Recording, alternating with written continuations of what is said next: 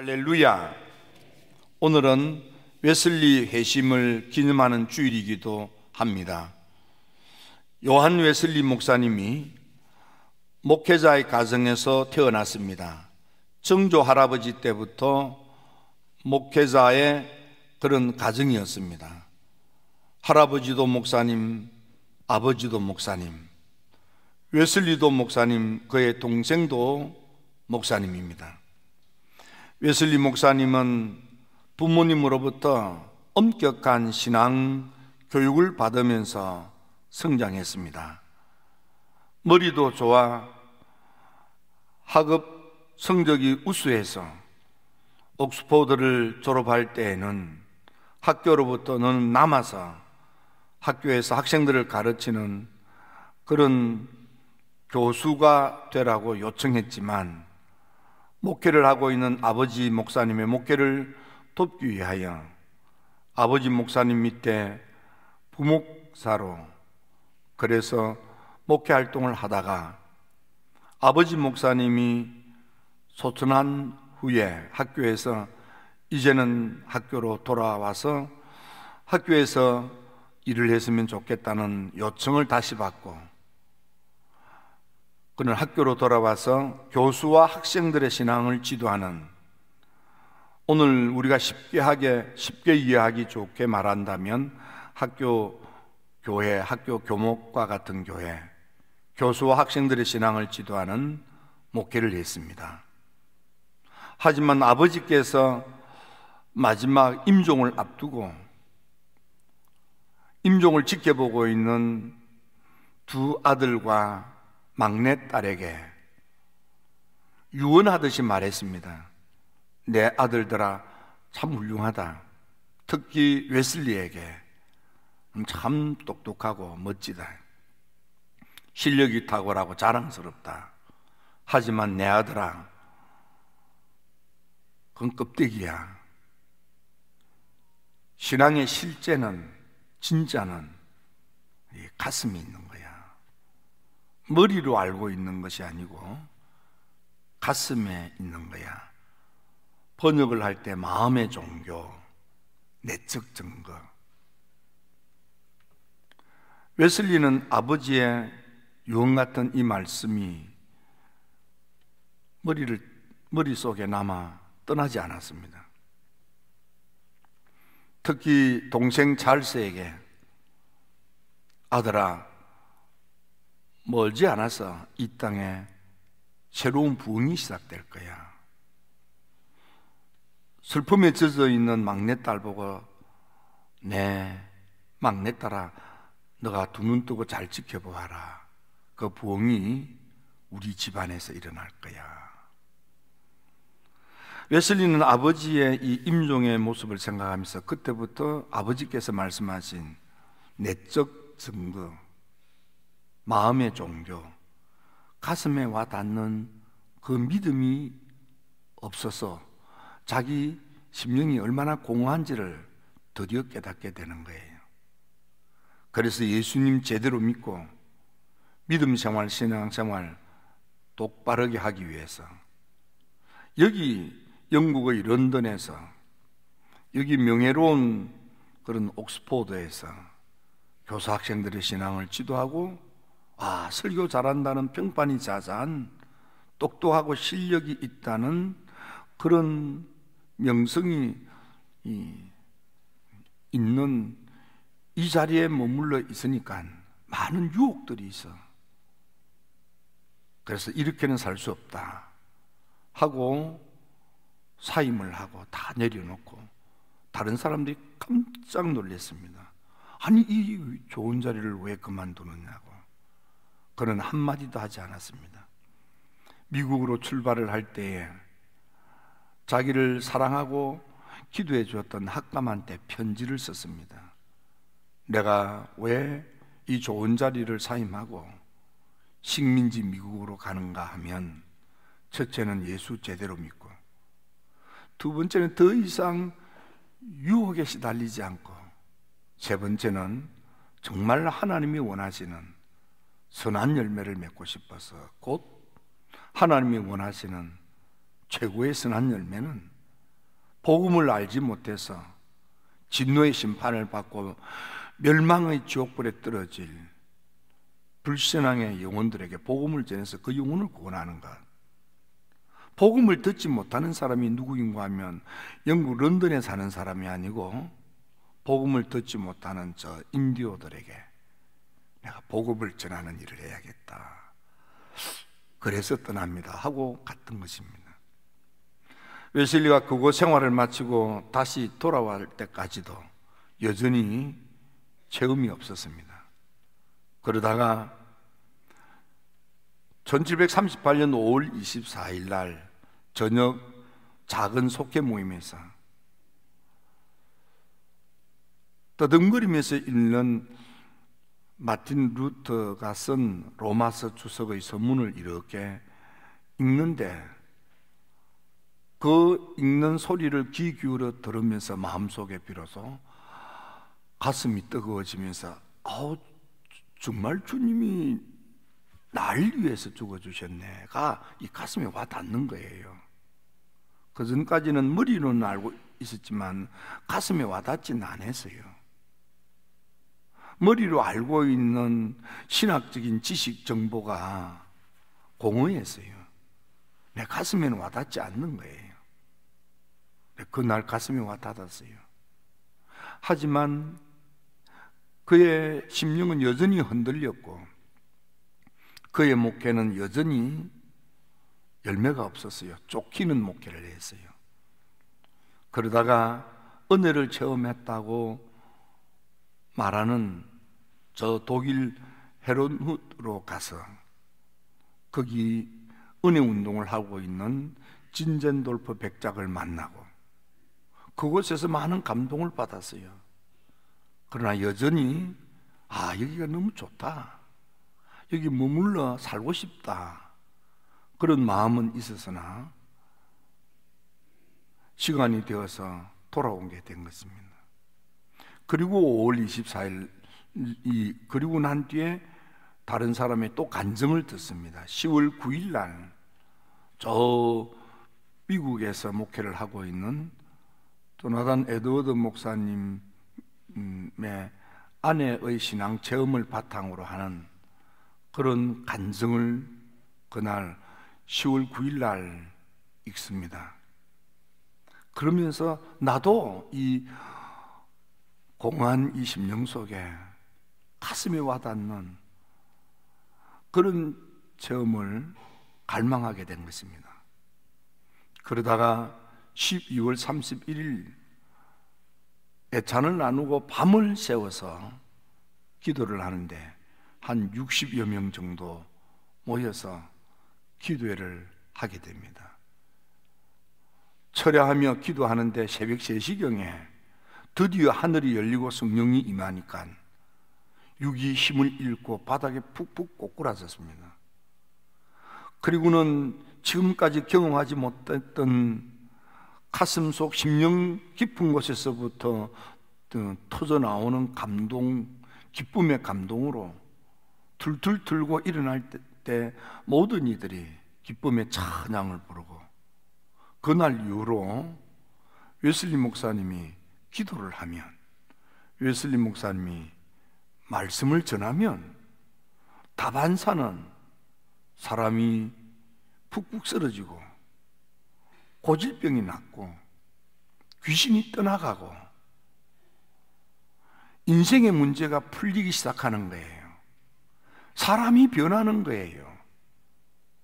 악습에 젖어 있던 사람, 술에 중독되어 있는 사람, 나쁜 짓을 하고 살던 사람이 거짓말같이 그 은혜를 체험하는 순간에 새 사람으로 확 바뀌는 거예요. 이게 우리 감리교입니다. 이게 금세기 기독교 부흥의 시작입니다. 이 웨슬리 운동이 미국 대각성에 불을 지피고 세계 전체에 일어나는 금세기 모든 부흥의 언저리에는 웨슬리로부터 퍼지는 불꽃이 붙어서, 그래서 금세기 세계 속에 있는 대교단 35개의 대교단이 웨슬리 후예들이에요.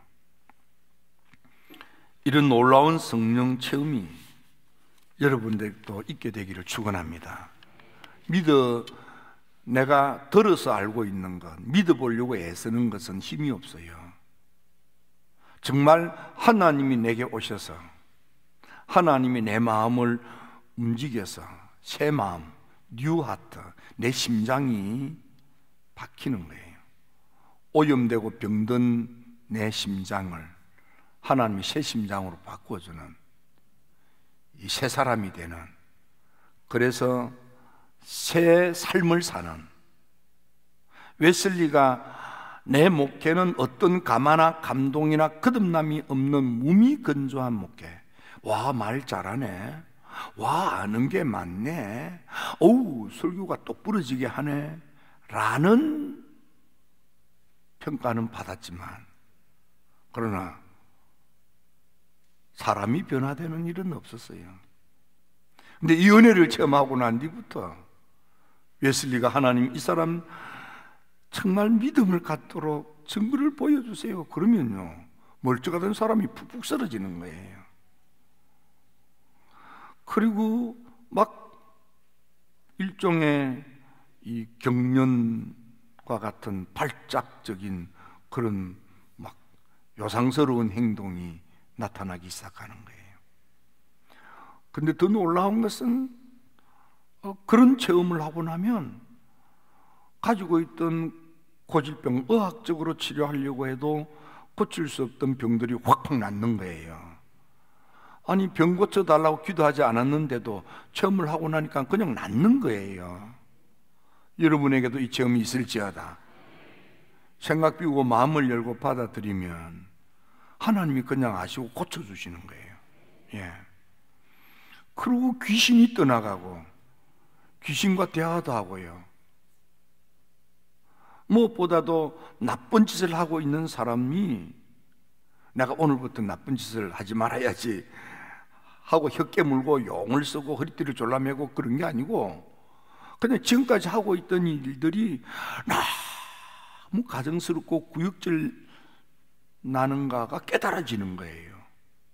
스스로 그 일이 청산이 되고, 때로는 나쁜 짓을 하려고 다가갔는데 그 나쁜 짓이 얼마나 잘못됐는가를 더 이상 하지 못하도록 하나님께서 막아주시는 신비한 일들이 일어나는 거예요. 그래서 웨슬리가 스스로 말하기는, 나는 이 성령의 기름 부으심을 체험하고 난 뒤에 내 목회는 드디어 장작더미에 불 붙는 것 같은 목회를 하게 되었다. 그래서 나는 복된 목회자가 되었다. 나는 복받은 목회자다. 웨슬리가 이런 고백들을 해요. 여러분, 이 역사가 여러분에게도 일어나게 되기를 축원합니다. 오늘 본문은 아주 중요한 내용이 담겨져 있습니다. 오늘 본문은 파사 제국, 페르시아 제국이라고 하는 고레스 임금이 바벨론을 멸망시키고, 그래서 제국의 왕이 되는 것입니다. 바벨론의 벨사살 왕이 BC 539년 10월 12일 밤에 죽임을 당하고 나라가 망합니다. 그리고 난 뒤에 고레스가 들어와서 드디어 바벨론을 완전히 장악을 하고, 그가 했던 일 가운데 첫 번째가 하나님의 택한 백성, 포로로 잡혀와서 살던 유대인들을 석방을 하고 고국으로 돌아가게 하고, 돌아갈 때 빈손으로 가지 않고, 과거에 느부갓네살 왕이 침략을 해서 약탈해왔던 모든 은, 금, 각종 기물들과 짐승들까지도 다 주어서 돌려주어서 그걸 다 가지고 가게 하되, 거기다가 제국의 사람들로 하여금 여러 가지 도와주라 해서 주변 사람들이 고국으로 돌아가는 하나님의 택한 백성들이 가져가서 왕의 명령에 따라서 해야 될 일을 하기 위하여 그걸 다 가지고 가는 거예요. 이 일은 이스라엘 백성들이 임금님한테 단언해서 우리가 억울합니다, 고향 가서 살게 해주세요, 고향 가서 당신을 위해서 협력하겠습니다, 허락해 주세요, 뭐 이렇게 한 게 아니에요. 독립운동을 한 게 아니에요. 석방운동을 한 게 아니에요. 단언을 해서 진정서를 내서 고레스 임금을 설득해서 한 게 아니에요.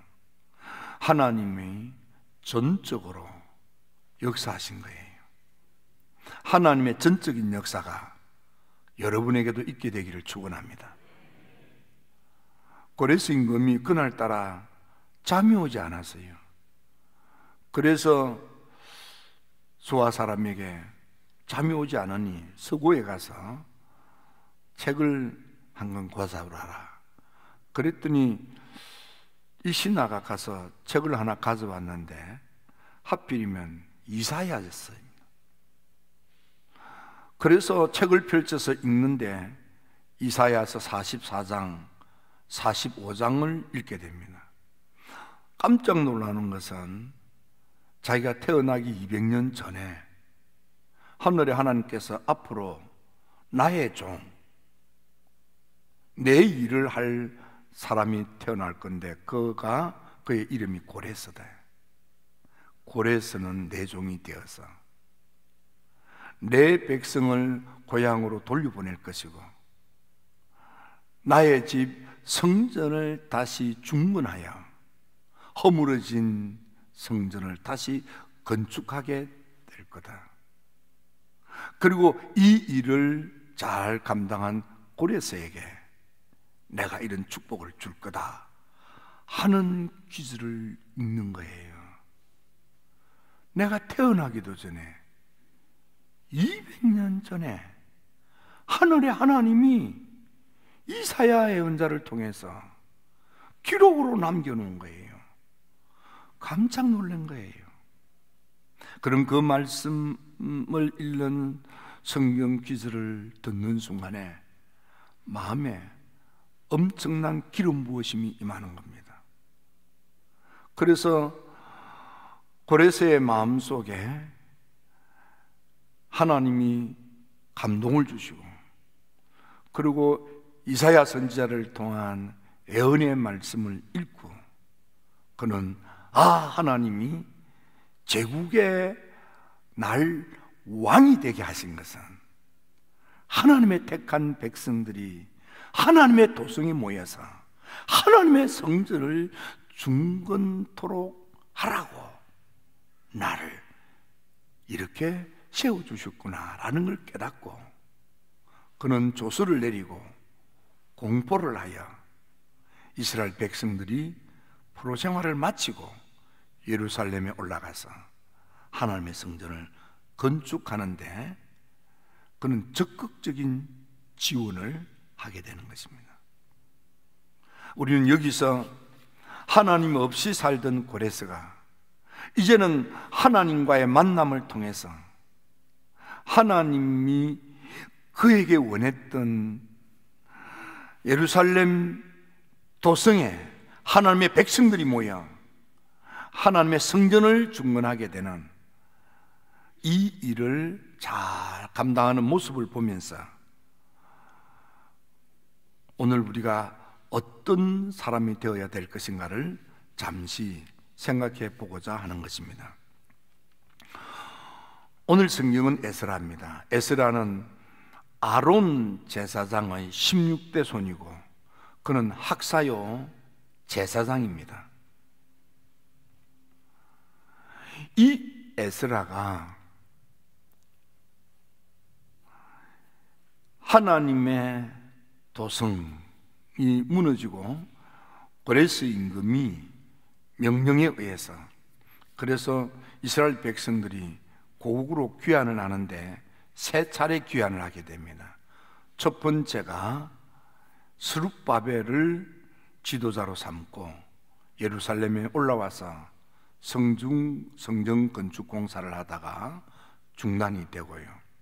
두 번째, 또 에스라가 지도자가 되어서 선민 이스라엘을 데리고 올라옵니다. 세 번째 귀환은 느헤미야 시대에 다시 또 마지막 세 번째 택한 백성들을 데리고 예루살렘으로 올라오게 되는 것입니다. 에스라서는 이 첫 번째 스룹바벨을 통해서 예루살렘으로 올라오는 무리와 에스라를 통해서 예루살렘으로 올라오는 두 번째 귀환까지가 에스라서고, 그리고 세 번째는 느헤미야가 되겠습니다. 고레스, 그는 하나님을 알지 못했던 사람입니다. 고레스는 하나님을 전혀 알지 못했던 그였지만 하나님이 성령으로 그의 마음에 감동을 주셔서 마음이 움직였어요. 하나님이 마음을 움직여 주신 거예요. 이 마음, 성령 하나님께서 고레스의 마음을 감동시키사 마음을 하나님이 이렇게 바꾸어 놓으신 거예요. 여러분, 우리가 사람이 달라지는 것은 내적 변화, 그래서 이걸 내적 경건한 체험, 내적 경건한 변화, 그렇게 표현합니다. 쏘가지가 변해야 사람이 변하는 거예요. 마음이 변해야. 사울 임금도 사무엘 목사님을 만났고 대화를 하고 난 뒤에 헤어질 때에 마음에 뉴 하트, 새 마음을 먹게 된 거예요. 그리고 성령의 기름 부으심이 있는 선지자들이 모여서 기도를 하고 하나님의 말씀을 공부하는 선지학교를 찾아갔을 때, 그때 진짜 성령이 이제 임하는 거예요. 그게 사울이 되는 겁니다. 새로운 마음에 성령의 기름 부으심이 있는 거예요. 이사야서 45장에도 보면 하나님께서 이 마음의 거룩한 감동에 의해서 이사야서 말씀을 듣는 이 고레스한테 기름을 부었다, 이렇게 되어져 있습니다. 성령의 은혜를 주셨다, 그 말이에요. 여러분, 이 마음의 변화, 성령의 은혜가 여러분의 심령에 감동으로 와닿게 되기를 주님의 이름으로 축원합니다. 안디옥 교회도 다른 사람들 눈에 은혜가 임한 것이 보일 만큼 마음의 거룩한 감동으로 충만한 것입니다. 다윗도 그가 찬양을 할 때에 악한 영들이 떠나갈 만큼 성령의 권능이 충만한 것입니다. 여러분, 우리가 교회를 다니지만은 성령의 거룩한 감동이라고 하는 신비한 하나님의 은혜를 체험하게 될지어다. 이 체험이 있어야만 되는 거예요. 이게 가슴이 훅 달아오르는 거예요. 아이쿠나 진짜네, 이렇게 되는 거예요. 부부가 사랑해서 삽니다. 어느 날 살아오면서 늘 이런저런 특별히 문제가 없는데도 틈이 벌어지고 왠지 모르게 서먹서먹합니다.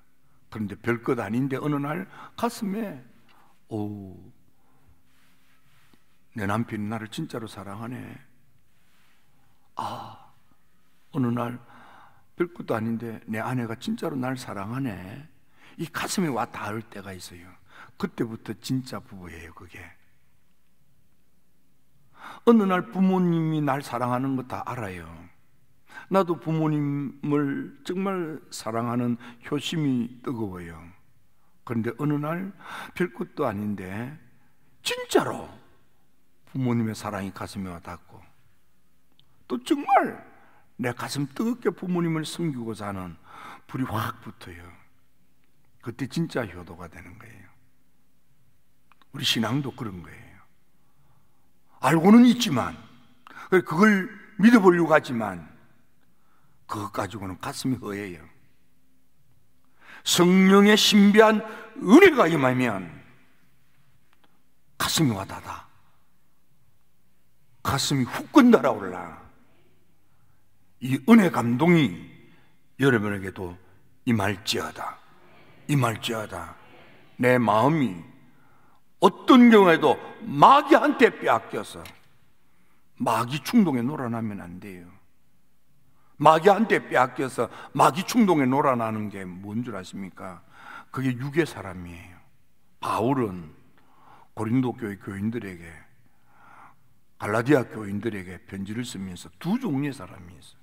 육으로 생각하고 육의 감정에 따라, 육을 따라 사는 육의 사람이 있고, 성령의 은혜로운 생각을 하고 성령 거룩한 감동을 받아들여 성령의 이끌림에 순응하면서 사는 영의 사람이 있어요. 여러분들이 영적 분별력이 있어서 악한 영 마귀 사탄의 충동의 마음을 빼앗기지 마시고 성령 하나님의 은혜로운 감동에 사로잡혀서 성령의 열매를 맺는 영의 사람이 되기를 축원합니다. 웨슬리 목사님, 영의 사람이 되니까 웨슬리 목회가 어떤 가마나 감동이나 끝없남이 없던 무미건조했던 메마른 웨슬리 목사님의 목회가 이제는 사람들의 가슴 속에 은혜의 불이 붙어서 감동받고 끝없나고 변하여 새 사람이 되는 놀라운 장작더미에 불 묻는 부흥의 열매를 맺는, 해적의 나라 영국을 신사의 나라로 확 바꾸는, 식민지 미국을 선교하는 미국으로 바꿔놓는 금세기 기독교 세계 전체에 일어나는 기독교 부흥의 불을 지핀 장본인이 웨슬리가 된 거예요. 웨슬리 스스로도 나는 참 복받은 목사다, 나는 복된 목회를 하고 있다. 두 번째, 그래서는 하나님의 말씀을 붙든 거예요. 감동이 있지만 하나님 말씀을 붙든 거예요. 하나님 말씀에 보니까 하나님의 택한 백성들이 하나님의 도성에 모여서 하나님의 성전을 중건케 하는 거예요. 고레스는 자기 마음 내킨다고 한 것이 아니에요. 말씀을 붙든 거예요. 웨슬리 목사님, 은혜가 먼저지만 대단히 개인적이고 주관적이에요. 그래서 객관적인 진리가 되는 하나님의 말씀을 붙잡아야 된다 이 말이에요. 그래서 우리 감리교도는 한 책의 사람, 성경을 파고드는 성경 존플레, 하나님의 말씀을 붙드는 여러분들이 되기를 주의 이름으로 축원합니다. 하나님의 말씀을 붙든 거예요. 하나님께서 내가 태어나기도 전에 200년 전에 요세푸스가 이 고레서에 대해서 해석을 그렇게 했어요. 200년 전에 하나님께서 나를 계획하셨고 내가 제국의 왕이 되어서 내가 할 일이 무엇인가를 기록으로 남겨놓으신 거예요. 이게 내가 할 일이구나. 그래서 공포도 하고 조소도 내리고 제국의 백성들에게 자기 신하를 불러서 느부갓네살 임금이 가져왔던, 약탈해왔던 성전의 모든 검, 은, 기구들, 그리고 그것을 실어 나를 짐승들 다 돌려주고, 그리고 성전을 건축할 수 있도록 협력을 하라. 성전 건축이 내가 해야 될 일인가를 깨닫는 거예요. 내 생각이 아니고 말씀에 기록된 하나님의 뜻을 붙잡은 거예요. 여러분, 성령의 신비한 은혜에만 빠지면 신비주의로 빠져 이단으로 떨어지는 위험이 참 많습니다. 그래서 반드시 성령 은혜와 말씀 진리가 균형을 이루어야 하는 거예요.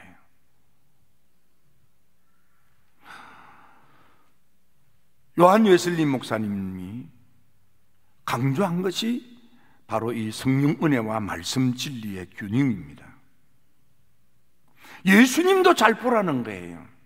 하나님이신 예수님이신데 그냥 하나님의 절대권으로 역사하시면 되잖아요. 하지만 그 예수님도 하늘이 열리고 성령이 임하고 하나님의 음성을 듣고 성령의 충만함과 하나님의 음성의 진리를 가지고